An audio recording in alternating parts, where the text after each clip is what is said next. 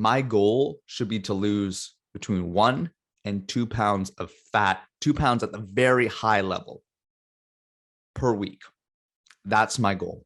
If I'm dropping faster than that, too fast.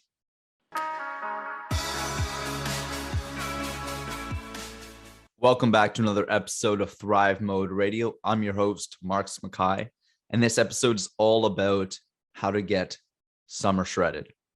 And I said that on purpose, but how to get ready to look your best on the beach, on your vacation. It doesn't have to be summertime. Maybe you listen to this podcast in the winter or in the fall, whatever it is. But I want to create the mindset and training and nutrition habits so that you can optimize your physique. So this might be the most important lesson of this podcast is you don't always want to be on a diet. Who wants to always be on a diet? Always in a calorie restriction? I don't. It's bullshit. So the framework we use at Emperform is seasonal. There's seasons to health and fitness. So think about this. In the winter, when we're not moving as much, especially in Canada, food's a little bit higher, calories a little higher. I probably want to push performance, strength, power, hypertrophy, which means muscle gain. That's my training. That's how I do it in the wintertime and how I gear my clients. So use the winter months to get strong, capable, powerful, all that kind of stuff. And then use the summer months right now, springtime, for body composition and physique. And then in the summer, maybe we're really working on aerobic health, endurance, athletic training, that type of stuff. So you have these seasonals and it gives you so much clarity. Okay, so in Q1 of the year, like first quarter, I'm working on hypertrophy and strength. I'm trying to get muscle mass. I'm trying to get strong, those types of things. Awesome. In the springtime, let's unpack that.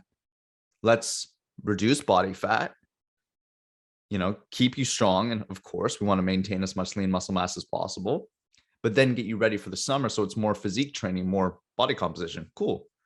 And then the third quarter, let's move into some endurance training, some athleticism, that kind of stuff, obviously to keep you lean, but also to promote those important systems of your body.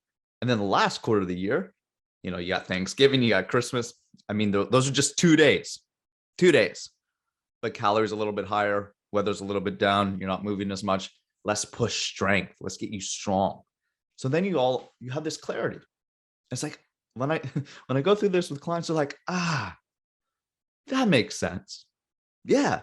So you're not always in a freaking diet. Anyways, let's talk about getting you ready, body composition training. Talk about getting abs and having a good midsection. And so we'll call this podcast Midsection Mastery. So the first thing is 2 parts. If you want to have abs, you got to get less fat. You got to have bigger abs. And I suggest doing the first one first. So how do you get less fat? And how do you present the midsection? I promise you, it's not by doing 3,000 crunches. It won't. I don't care if your diet's not on point and you're just doing 3,000 crunches a day. You might be building some stuff underneath, but there's still going to be some soft stuff in between that. And that's not what we want, right? We want to show it. I want to go back a little bit and I want to talk about why people want to chase abs. There's nothing cool about abs. There really isn't. I've had them. I have them right now. It's the type of person that has abs that I really respect. The type of person who stays lean, that stays athletic, that has the self-respect, that has the self-discipline to have abs. That's what you want. And you want to be able to take your shirt off and not even flinch, not even think about it. No flinch, right? You want to go on vacation? It's not even like, what if that person's there and they see me with that's bullshit. I don't want you to live like that. I want to help you so that you can take your shirt off and feel so confident. You can look at yourself in the mirror when you're brushing your teeth and be like, hell yeah. That's the identity. It's not the abs. Nothing cool about abs. No one cares about them. It's what it serves you, what it does for you. So let's talk about diet. If you can't get your diet under control, you won't have abs, right? Or you might have abs and then you flip flop and all that kind of stuff. So preparation is going to be super important. Really, really focusing on high quality lean proteins and fiber and vegetables. Those are going to be your main focuses, right? Carbohydrates, yes, we're going to have them obviously when we train and stuff like that and at night. But your main focus should be on maintaining high protein, because we don't want to lose any of the lean muscle mass you have. And it's going to be more satiating, all that kind of stuff. So in terms of tracking your calories, what I would do for the next 2 weeks is eat a very similar thing, eat a very similar amount of calories and track it and just see where you're at. So let's say over the next 2 weeks, every single day you average 2,500 calories, but your weight doesn't change. Then I would drop it by about at least 300, maybe 500 to 2,000 calories, and just do it for another 2 weeks and just assess, right? Because everybody's different. Everybody needs a certain different amount of calories. But the first thing is just getting clear on where your current status is. So track your food for the next 2 weeks and see how many calories you're actually just eating. Track it in MyFitnessPal or whatever. And if your weight doesn't change, it doesn't go up or down, you know what your baseline is. You know what your maintenance calories is. Then over the preceding weeks, you can drop calories. Yeah, I would start, if you're training hard, drop by like 350, 300 calories, but keeping protein super high, at least 1 gram of protein per lean body mass for you. So lean body mass, a good rule of thumb would be your height in centimeters. That's how much protein you likely need a day. And that's not an exact figure, there's better calculations, but just for our purposes today. So then if I want to lose, and I'm talking about fat, if I have 15 pounds to lose over the next 2.5 months or 3 months, whatever it is, and it's in my midsection, whatever it is, wherever it is, my goal should be to lose between 1 and 2 pounds of fat, 2 pounds at the very high level per week. That's my goal. If I'm dropping faster than that, too fast. More than 2 pounds per week, too fast. Slow it down, because then you're losing muscle. We don't want to lose that, because that's going to have detrimental impact on your metabolism. So every week, I would recommend that you step on a scale daily and just have an objective relationship. The scale is just showing what's going on, and doing some waist circumference at least once a week just to see how you're tracking. It's going to be super important, because if you say, hey, I want to do this summer, and you're not willing to track, it's likely not going to happen. If you want the abs, we got to do what others probably won't. Okay. So that covers nutrition, and then just being very consistent. So you want to be in about 500, I would say 350. The more I can, with a client, I want to keep my athletes fed. I don't want to drop their calories too quickly. I want them to perform in the gym, because when calories go down, so does performance in the gym, so does energy. So I like keeping calories high and just improving performance.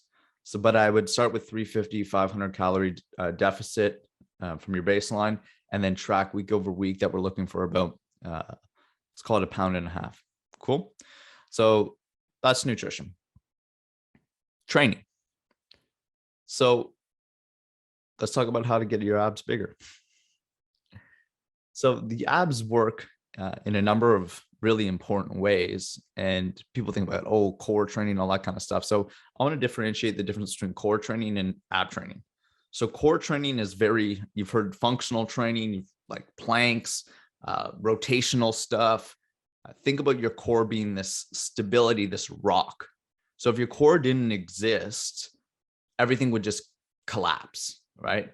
Your core is what helps transmit force between your upper and lower body. So think about like a golf swing. I'm transmitting force, like I'm driving through the floor as I swing to get acceleration through the club in my upper body. That's my core is helping me drive energy from my lower to upper body. Same thing with tennis, from my hips all the way through, slap shot and hockey. So that's how your core works functionally. So core training for that. There's things like farmer's carries. There's things like chops, rotational those types of things are what's going to really develop your core so that your body can work synergistically as a unit. But if you want to have your abs really come out and pop, we're going to have to do some spinal flexion. Probably going to have to do some weighted rotation, those types of things to really bring out that midsection. And so your core, let's talk about the important muscle groups that really shine. So your rectus abdominis is your six pack. Okay. Your obliques, that's your sex lines, the V taper, those types of things.